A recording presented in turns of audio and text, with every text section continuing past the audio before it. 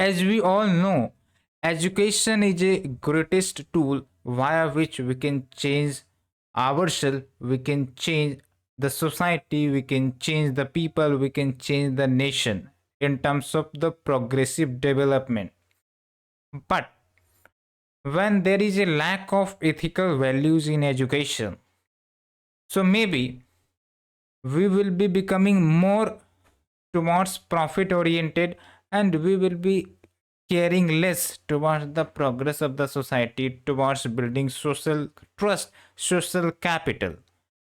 So that's why not only education is important, but the concept of ethics, morality, accountability, honesty in the students, in the teachers, in all the stakeholders becomes very, very important.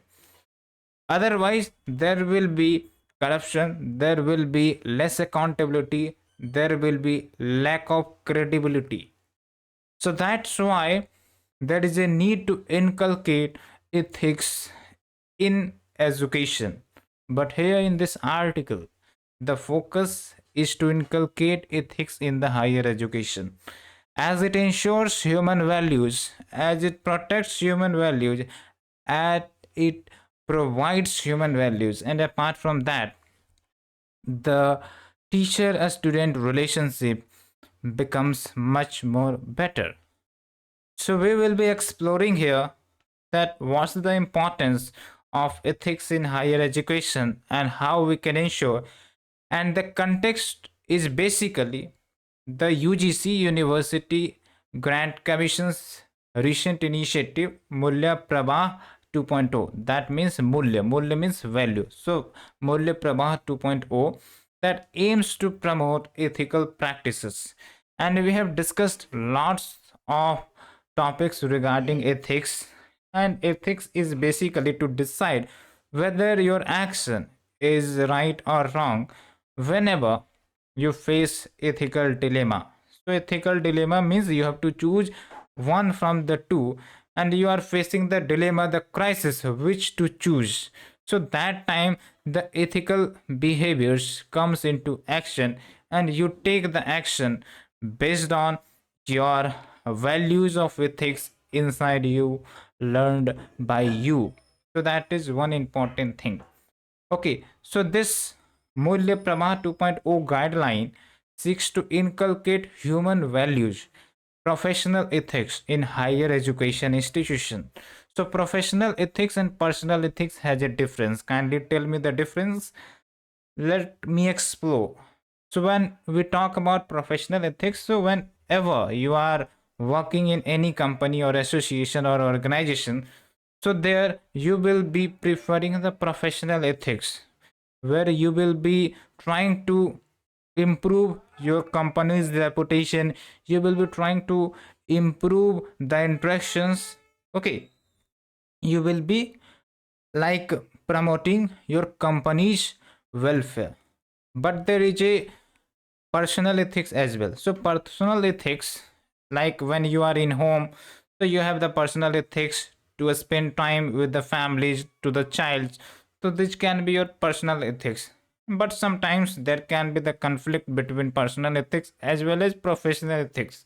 Can you give me the example of this? Okay, so this is one scenario, and here, like in colleges, there are teachers. So teachers also need to have the professional ethics, okay, so that they can inculcate the ethical values to the students as well, because children's or the students are the future. Okay, so whatever we are trying to inculcate in them, that will be reflected in the future. So that is very important, and it will ensure the deeper respect for the fundamental duties, the constitutional values, and apart from that, it will ensure the social bonding, the bonding between the student, the bonding between the peoples of different religion, caste, background, nothing matters. There will be like promotion of equality, honesty. Okay, but why this decision was taken? Because there was survey which highlighted that there is unethical practices going on, like some colleges are trying to do favoritism, harassment, the cases of discrimination, pay and promotion, sexual harassment, gender discrimination in promotion, inconsistent views on discipline, lack of confidentiality, gender discrimination, we have all discussed. So these were highlighted after the survey. That's why there was a decision which was taken that yes, we need to ensure the ethics in the higher education. Okay, but there are concerns as well as criticism. First of all, these are like guidelines. Okay, so if they are not implemented in letter and spirit, so there is no matter whatever we have mentioned various positive guidelines, the implementation will be lacking. And whenever there is a lack of implementation, making rules or regulations or laws does not matter at all. Okay, so there should be zero tolerance against corruption. And there is another issue, which is the issue related to confidentiality.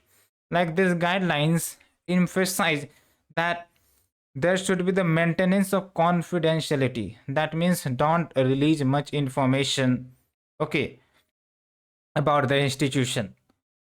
But here you should understand that in any public institution or the educational institution, there should be no such deeper confidentiality of information, because this can go against the right of information. Because let's say via RTI we try to understand some of the important matters in a particular college or the university, so maybe there can be the denial of the information, because they will say like our institute is basically do not provide the confidential information. So there should be voluntary disclosure of all the critical information which requires for the public scrutiny. Okay, so that doesn't mean like you will be trying to share all the private and too specific information, but there should be the information that is needed for the public scrutiny to be shared. Okay, apart from that, Mulya Prabha 2.0 expects staff and student unions to support the administration in the development activities as well as raise the issue in a dignified manner. But there is no clear definition of dignified manner, so this can be again the negative point, because what is dignified matter, it's not defined. And let's say some actions, some issues that may go against the institution's viewpoint, so there can be the conflict between them. Okay, so unions and associations are seen as team B of the administration, and that's why it undermines their role. Okay, and that's why there is a recommendation as well, like there should be the clear definition of dignified manner. What does it means? Okay, so that should be a clear cut pattern to protect the freedom of expression. And apart from that, mandatory disclosure of critical information should be there, and there should be public access to agenda, minutes, reports to have a better public scrutiny. And there should be the transparent communication with all the stakeholders like teachers, the members, experts, all of that. And there should be the encouragement of active participation of unions, associations in the decision making, so that whatever concerns are there should be addressed before they can escalate, like we have seen in the hit and run case section provisions. Okay, so there was like lack of consultation with the associations or the stakeholder, and that's why we have seen the requests which occurred. Okay, the protest which occurred. And also there should be addressed the issue of suspended unions and associations to ensure the fair representation. So in conclusion, we can see that Mulya Prabha 2.0 has good intentions to promote ethical values in the institutions, college, university, but needs refinement to avoid unintended consequence as well, like reforming the criticism we have already discussed in this article. So balancing ethical conduct with open dialogue, with the involvement of various stakeholders. The participation is very, very important, and true success lies in fostering a culture of transparency, accountability, and inclusivity. TAI, you can remember. Transparency, that means disclosure of the information for the public scrutiny. Okay, there should be lack of confidentiality. Okay, specifically the information which is required for auditing. Then there should be the accountability. Let's say if there is a guideline, and if the guidelines is not followed by the stakeholders or the teachers or any other staffs, so actions should be taken. Okay, and then there should be the inclusivity. Okay, like participation of unions in the decision making, addressing their concerns, addressing the concerns of the teachers and of various participants. So we have discussed all this issue in great detail, and now you can understand that in ethics we have various dimensions. Okay, we can have honesty. Okay, so one thing you should always ensure that you cannot compromise with the integrity, because when you compromise this, then all the values gets compromised in simple terms. And you can give lots of examples, and you can take your personal examples and try to give where you may have faced the challenges related to integrity crisis. So try to tell me in the answer. And now we have the prelims session for you. Pause the video, try to solve the answer, and give your answer in the chat box. So thank you, friends. Thank you for participating, and have a nice day.